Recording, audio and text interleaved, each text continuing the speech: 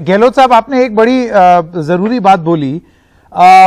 अभी इस वक्त में बहुत जरूरत है कि राज्य और केंद्र में ऐसा समन्वय हो जिससे कोई समाधान निकल सके। अगर समन्वय ही नहीं होगा तो समाधान निकलना बहुत मुश्किल है, और अगर निकल भी आएगा तो उस पर अमल नहीं हो सकता। आपने ये बोला कि अब समय आ गया है कि वो अपना पूरा ध्यान इस चीज पर केंद्रित करें, लेकिन हम देखते हैं कि मीटिंग तो रात में होती है प्रधानमंत्री की, लेकिन दिन जो है वो चुनावी रैली में निकलता है, और भी बहुत सारे राजनीतिक दल जो हैं वो कभी पश्चिम बंगाल कभी कहीं और, मतलब कैंपेनिंग मोड में रहते हैं।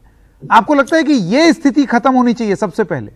देखिए, बिल्कुल ठीक कहा आपने। कल मैंने कहा प्रधानमंत्री जी को सब रैलियां खत्म करनी चाहिए, अपनी पॉलिटिकली एक्टिविटी।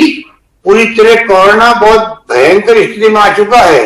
जब महाराष्ट्र का हमारे सामने उदाहरण है कि क्या महाराष्ट्र कहां पहुंच गया है, और जिस प्रकार से बरखा दल का मैंने एक आर्टिकल पढ़ा हिंदुस्तान टाइम्स में, जिससे पिछली साल पूरे देश में घूमी थी वो अकेली, इस बार उसने जो आर्टिकल लिखा वो बड़ा आगे खोलने वाला है।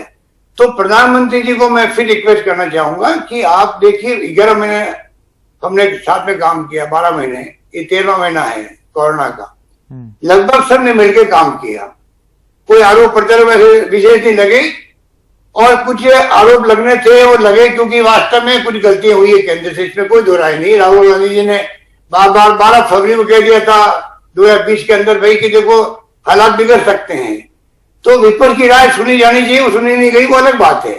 पर फिर भी राज्यों ने केंद्र ने मिलकर आपस में जितनी भी कॉन्फ्रेंस हुई हो आपस में बातचीत करी। मुझे सबसे बड़ी शिकायत किसी से है, वो स्वास्थ्य मंत्री से है। मैं उनको बहुत भला आदमी मानता था, और मुझे उम्मीद नहीं थी कि वो झूठ बोल सकते हैं। तो जिस प्रकार उन्होंने लंबे अभी 20-25 दिन से जो वैक्सीन की सप्लाई कर नहीं रहे राज्यों को, वो 8-10 राज्य चिल्ला रहे थे। उड़ीसा जैसे राज्य का मैंने पढ़ा अखबार के अंदर 700वां केंद्र बंद हो गए वैक्सीन की कमी से। पंजाब हो चाहे कोई राज्य हो, सब वैक्सीन की कमी से तड़फड़ा रहे हैं। हमने कहा हमारे यहाँ तो हम टॉप पे देश के अंदर हैं वैक्सीन करने के अंदर। महाराष्ट्र और राजस्थान बराबर पे आया हुआ था उस वक्त। महाराष्ट्र में बहुत ज्यादा मरीज थे, यूपी भी करीब करीब आगे, संख्या बहुत बड़ी है। अब हमारी जनसंख्या देखते हुए हम लोग आज 5,81,000 पर डे करने लग गए थे वैक्सीन, जो कि बहुत बड़ी उपलब्धि मानी जाती थी। केंद्र ने बड़ा अप्रिशिएट किया अधिकारियों ने। आप बताइए, वैक्सीन हमें अगर 1.5 दिन की बच्ची हमारे पास में है तो हमारे केंद्र बंद होने लग गए, बंद हो जाएंगे। तो हमने खाली आगाह किया, ये कोई ये शिकायत नहीं होती है क्या? कोई राज्य सरकारें इंफॉर्मेशन नहीं दे सकती है भाई कि हमारे पास वैक्सीन इतनी बची है, 2 दिन बाद में हमें केंद्र बंद करने पड़ेंगे? ये कोई शिकायत थोड़ी है, कोई हम आरोप नहीं लगा रहे हैं। उसके बाद में वो क्योंकि हो सकता है गिल्टी कॉन्शियस होंगे, पता नहीं कि क्या बात हुई कि उन्होंने उस पर कहने लगे नहीं नहीं हमारे पास पूरी वैक्सीन है, हम सप्लाई कर रहे हैं। राज्य सरकारें मिसमैनेजमेंट कर रही है, राज्य सरकारें उसको जो खराब हो जाती है वैक्सीन, वो 10% तक खराब होने का उन्होंने छूट दे रखी थी। हमारे यहाँ पर 5-6% तक खराब हुई थी, तब भी उन्होंने आरोप सब पे लगाया। तो मैंने कहा आप गलत बोल रहे हो, झूठ मत बोलो इस प्रकार से। और मुझे लगता है कि एक बात और मैं कहना चाहूंगा, मुझे लगता है कि भारत सरकार ने अगर पूरी कोई कोरोना के जंग में पूरी कोई बहुत बड़ी गलती करी है, वो करी है, और उसमें कोई स्वास्थ्य मंत्री अकेला का दोष नहीं होगा, वो तो पूरी भारत सरकार का दोष मानता हूं मैं। कि जिस प्रकार से वैक्सीन का प्रोग्राम चलना चाहिए देश के अंदर, वो नहीं चला। जो मालूम है प्रधानमंत्री जी को 130 करोड़ की आबादी, ज्यादा आबादी का मुल्क है, पूरी दुनिया भुगत रही है सेकेंड वेव को लेके। हमारे साइंटिस्टों को बधाई दे रहे हैं बारंबार का आपने बहुत कम समय के अंदर 3-4 साल लगते हैं वैक्सीन बनाने के अंदर, आपने वैक्सीन बनाई हमारे देश के अंदर भी। प्रधानमंत्री खुद रुचि ले रहे थे।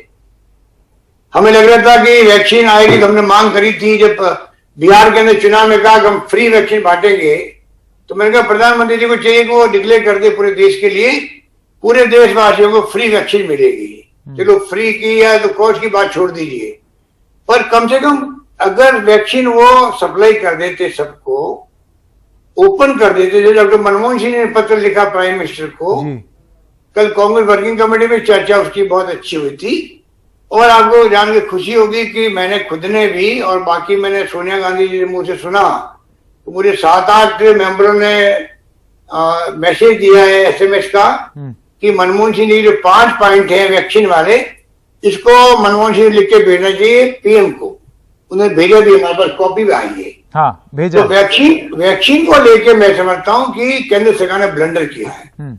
अगर ये 5 पॉइंट जो मनमोहन सिंह ने लिखे हैं, इसके आधार पर वो अगर इसको ओपन कर देते पब्लिक के लिए, प्राइवेट के लिए, तो क्योंकि ये तो सिद्ध हो चुका है अभी जो वैक्सीन इनके लगी है, हमारे यहाँ 45 डॉक्टर आ गए हैं, उसके बाद में भी कोरोना के पॉजिटिव आ गए हैं वैक्सीन लगाने के बावजूद भी, परंतु उसमें एक भी सीरियस नहीं है।